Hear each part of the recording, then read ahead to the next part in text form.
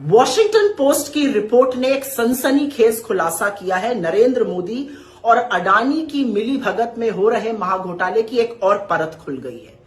अब जो तथ्य सामने आए हैं वो चौंकाने वाले हैं। नरेंद्र मोदी ने एलआईसी से अडानी को 33,000 करोड़ रुपए दिलाए और यह तब किया गया जब अडानी को कोई कर्ज नहीं दे रहा था। उस समय नरेंद्र मोदी आगे आए और सार्वजनिक जो पैसा होता है, जो इस देश का पैसा है, एलआईसी से अडानी को दिलाया गया। ये जो सारा प्लान है 33,000 करोड़ रुपए एलआईसी से अडानी को दिलवाने का, इसकी रूपरेखा, इसका जो प्लान, इसकी जो योजना थी वो वित्त मंत्रालय के डिपार्टमेंट ऑफ फाइनेंशियल सर्विसेज और नीति आयोग ने तैयार करी। इसका अप्रूवल वित्त मंत्रालय ने दिया और प्लान ये बना कि करीब करीब 28,600 करोड़ रुपए अडानी के कॉर्पोरेट बॉन्ड्स में डाले जाएंगे और करीब 4,200 करोड़ रुपए अडानी की कुछ कंपनीज में हिस्सेदारी बढ़ाने के लिए एलआईसी डालेगा। वो क्या कंपनीज थी?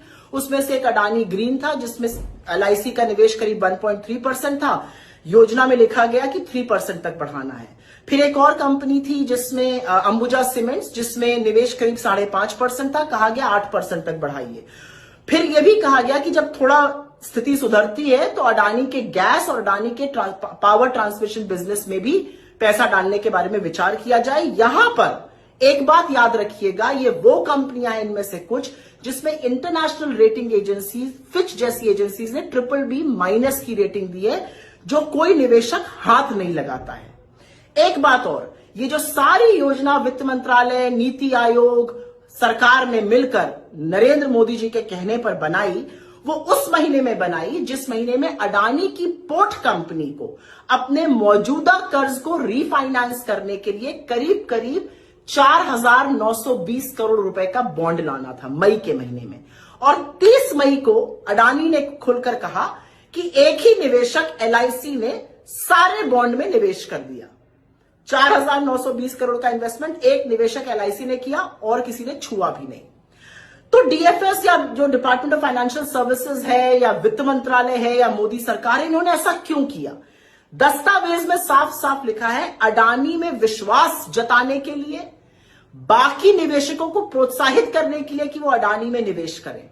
लेकिन सबसे बड़ी विडंबना और सबसे गौरतलब बात यह है कि डीएफएस, वित्त मंत्रालय, अच्छी तरह से जानता था कि अडानी में निवेश करना जोखिम भरा काम है और दस्तावेजों में साफ लिखा हुआ है कि अडानी के सामने चुनौतियां सिर्फ अमेरिका में ही नहीं, अमेरिका से बाहर हैं। उन चुनौतियों में इजराइल की हाइफा एयरपोर्ट में जहां पर अडानी के खिलाफ प्रदर्शन हो रहा था, विरोध हो रहा था, उसका उल्लेख है। उसमें उल्लेख है कि कैसे 47,000 करोड़ रुपए से ज्यादा एलआईसी को नुकसान हुआ अडानी में इन्वेस्ट करने में। और उसमें उल्लेख है कि कांग्रेस जैसी पार्टीज ने एलआईसी का जो अडानी के लिए एक्सपोजर है उस पर सवाल उठाया है, सार्वजनिक धन के दुरुपयोग का लांछन लगाया। ये सब जानते हुए भी प्लान बना और इन्वेस्टमेंट हुआ अडानी में। अब यहां पर एक बात गौरतलब है, एलआईसी वो कंपनी है जो छोटे मध्यम वर्ग, गरीब परिवारों के लिए, करीब 25 करोड़ पॉलिसी होल्डर्स हैं, उनके लिए जीवन बीमा करती है। सार्वजनिक धन का ये दुरुपयोग है। तो ये जो 33,000 करोड़ रुपए मोदी जी ने स्वाहा किए अडानी जी के नाम पर, ये बेल आउट नहीं तो और क्या है। और शास्त्रों में इसको विशुद्ध रूप से भ्रष्टाचार कहा गया है। अब मोदी जी आप कितनी भी जलेबी बना लीजिए, मोदी अडानी महाघोटाले के किंगपिन, मोदी अडानी महाघोटाले के आर्किटेक्ट, सरकारी पैसे का दुरुपयोग, आम जनता के पैसे को स्वाहा करने का काम अडानी के नाम पर आपने किया है और अपनी आंखें मूंद कर आप जांच भी नहीं कराना चाहते हैं।